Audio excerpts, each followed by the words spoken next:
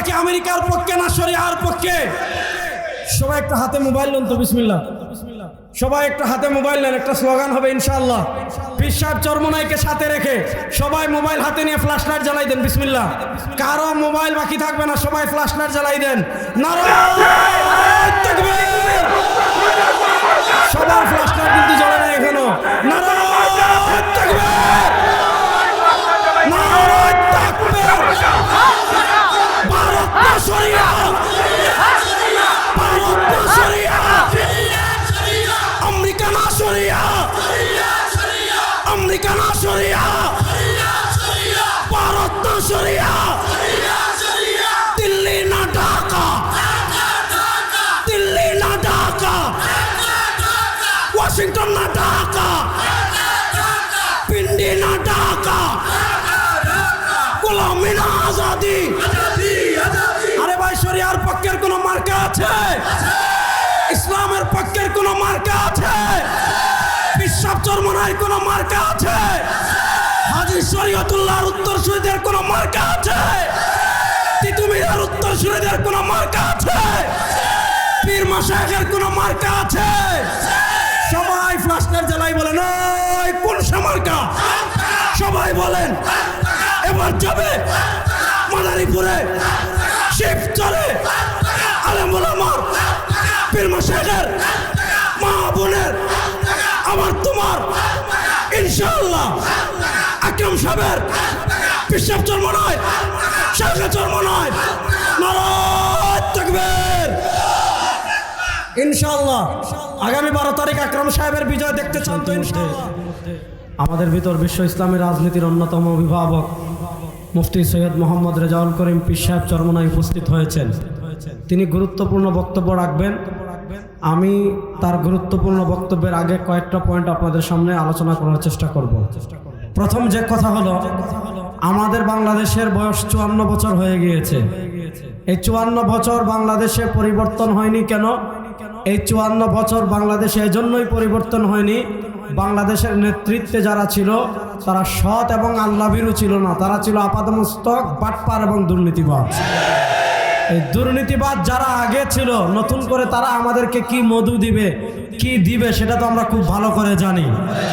আমরা এই প্রজন্ম, আমার বয়সী যারা আছে, আমরা বিএনপির শাসন দেখেছি 2001 থেকে নিয়ে 2005 পর্যন্ত।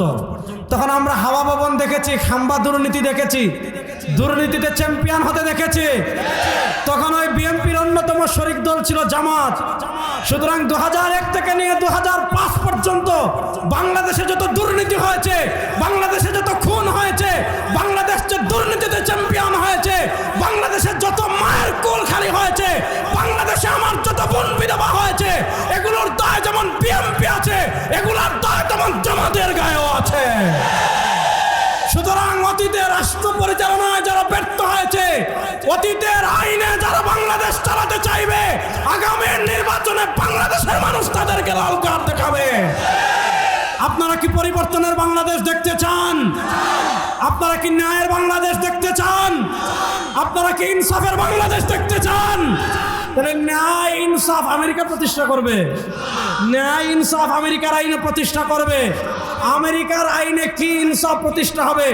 যারা অসংখ্য মুসলিম রাষ্ট্রে ইনসাফের কথা বলে, মানবাধিকারের কথা বলে, আপনার আদর্শের কথা বলে, অসংখ্য মুসলিম রাষ্ট্রে যারা আগুন লাগিয়েছিল, এক এপস্টাইনের ডায়েরিতে তাদের চরিত্রের বাস্তবতা প্রকাশিত হয়ে গিয়েছে।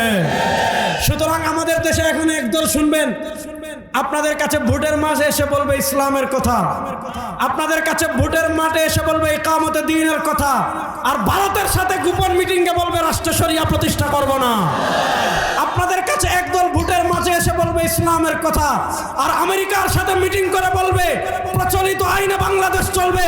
এই প্রচলিত আইনে বাংলাদেশ চললে আবার বাংলাদেশে চাঁদাবাজি আসবে, আবার দুর্নীতি আসবে, আবার খুন আসবে, আবার গুম আসবে, আবার ভারত আসবে, আবার আমেরিকা আসবে।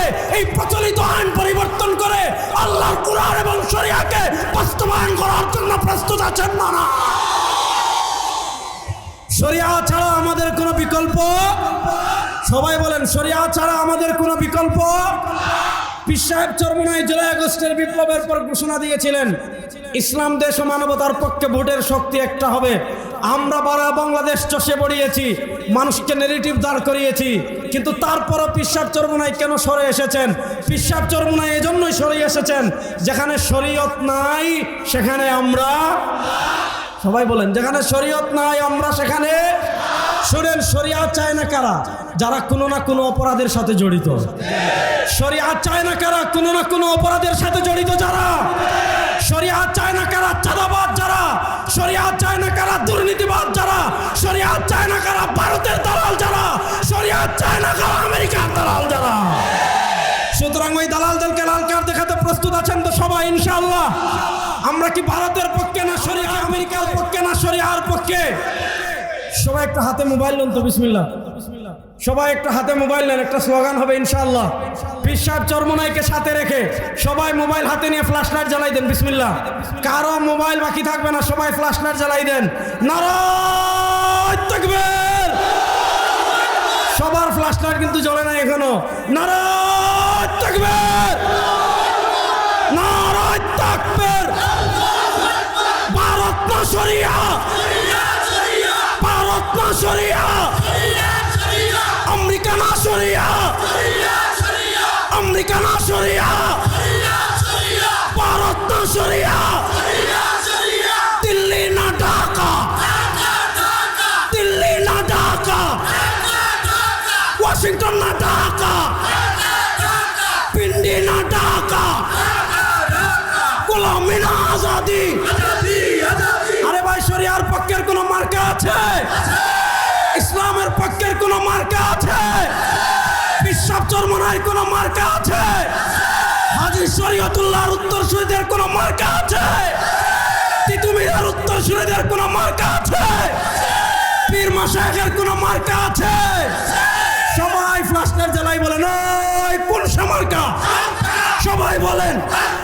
এবার যাবে মাদারীপুরে, শিবচরে, আলেম ওলামা, পীর মাশায়েখের, মা বোনের, আমার তোমার ইনশাআল্লাহ আকরাম সাহেবের, পীর সাহেব চরমোনাই, শাইখ চরমোনাই, নারায়ে তাকবীর। ইনশাআল্লাহ আগামী 12 তারিখ আকরাম সাহেবের বিজয় দেখতে চান? যদি হাত পাখা প্রতীকে ভোট দিয়ে বিজয় করেন, মায়ের কোলে সন্তান যেমন নিরাপদ, আপনারা পদ্মার ওপারের মানুষ যাদের কোনো দোষ নাই, অন্য দল করার কারণে কেউ মিথ্যা মামলা দিয়ে আপনাদেরকে জেলে নেবে, আকরাম সাহেব মায়ের মতো আপনাদেরকে আগলে রাখবে ইনশাআল্লাহ। সুতরাং হাত পাকায় ভোট দিবেন তো ইনশাআল্লাহ? আগামী 12 তারিখ হাত পাকার বিজয় দনে উঠবে তো ইনশাআল্লাহ? আল্লাহ ইসলামের পক্ষে, ইনসাফের পক্ষে, শরিয়ার পক্ষে আমাদের থাকার তৌফিক দান করুন। আসসালামু আলাইকুম ওয়া রাহমাতুল্লাহ।